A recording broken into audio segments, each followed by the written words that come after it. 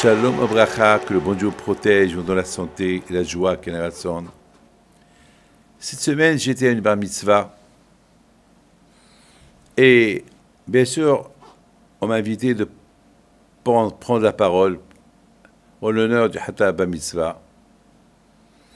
Et puis, j'ai dit une phrase, merci à Hachem.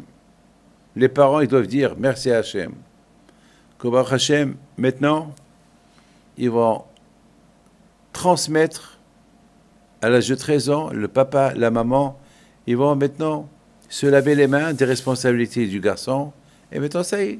Maintenant, le garçon, maintenant qui est devenu adulte, alors il va devenir maintenant autonome pour conduire son chemin vers le judaïsme. Donc, il doit dire merci. Mais mes amis, beaucoup des fois, ça arrive que, aujourd'hui, malheureusement, on fait la bar mitzvah. Chacun, il prépare la bar mitzvah. Moi, je peux vous dire une chose. La bar mitzvah à moi, c'était une bar mitzvah médiocre. Vraiment, une bar mitzvah, il n'y avait même pas un minyan. J'étais à la yeshiva. Ma mère, elle vient du Maroc. Elle me prend de la yeshiva. J'étais à cette époque à Armentières, en France.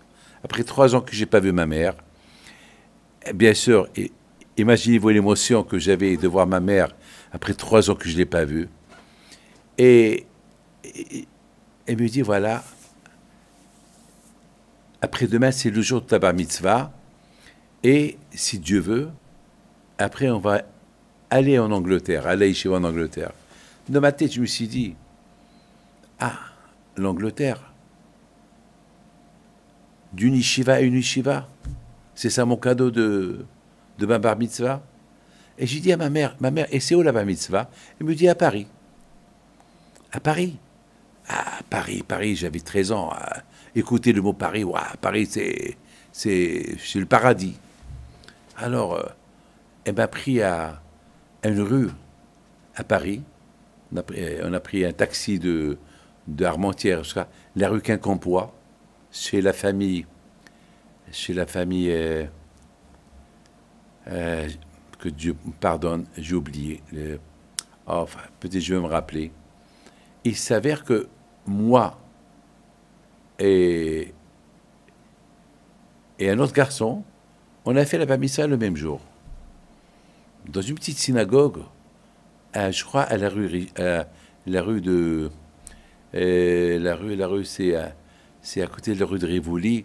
J'ai oublié le nom de la rue, je ne peux pas vous dire. J'ai peur que je vous dise une rue qui n'existe pas. Donc, une petite synagogue, il n'y avait même pas minyan. Je me rappelle, on m'a mis un costume gris, une casquette, mais pas minyan. J'ai pas préparé la Torah, rien du tout. Il y avait un photographe, d'ailleurs, il y a 2, 3, 4 photos, c'est tout. Elzam, voilà, je me suis rappelé. Le garçon, il s'appelle Elzam. Monsieur Elzam. Mais je ne sais pas ce qu'il devient maintenant. On a fait la bar mitzvah les deux ensemble. Et je me rappelle que mon frère Rabbi Haïm, qui était avec moi, il avait, lui, la bar mitzvah, et il cherchait pour avoir minyan. Après la bar mitzvah, on est rentré à la maison, à la rue Quincampoix, chez la famille Elzam, et de là-bas, après le repas, je ne sais pas quoi, on me prend à la gare du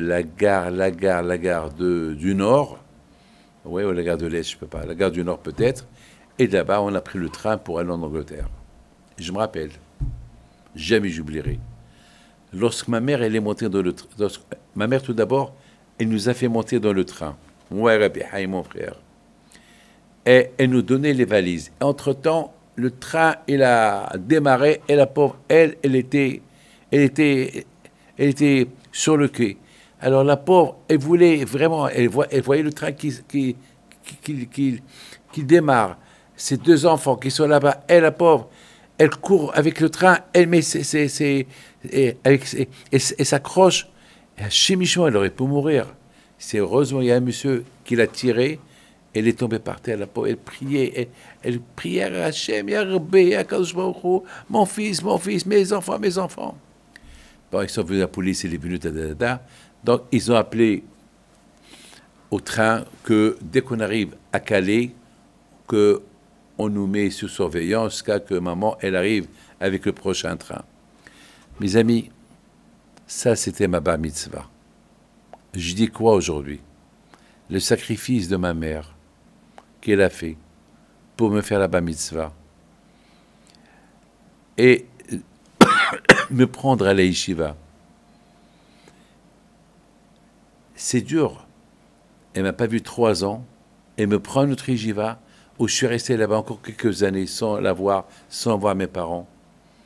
Qu'est-ce que je vais dire moi sur tout ça? Merci à Hachem. Ben, c'est grâce à ce sacrifice qu'elle a fait, ma mère. Mon père, je ne parle pas de lui, parce que c'est ma mère qui faisait le beau temps, et c'est la femme qui fait toujours le beau temps et le mauvais temps dans une maison.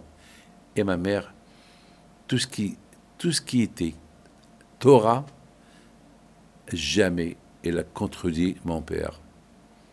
Il aurait pu dire à mon père, attends, après 3 ans à la yeshiva, qui vient, au moins, que je l'amène au Maroc, je lui fais une bar mitzvah au Maroc. Qu'est-ce qu'il dit mon père? Non, fais-lui la bar mitzvah à Paris. Et d'abord, prends-le à la yeshiva.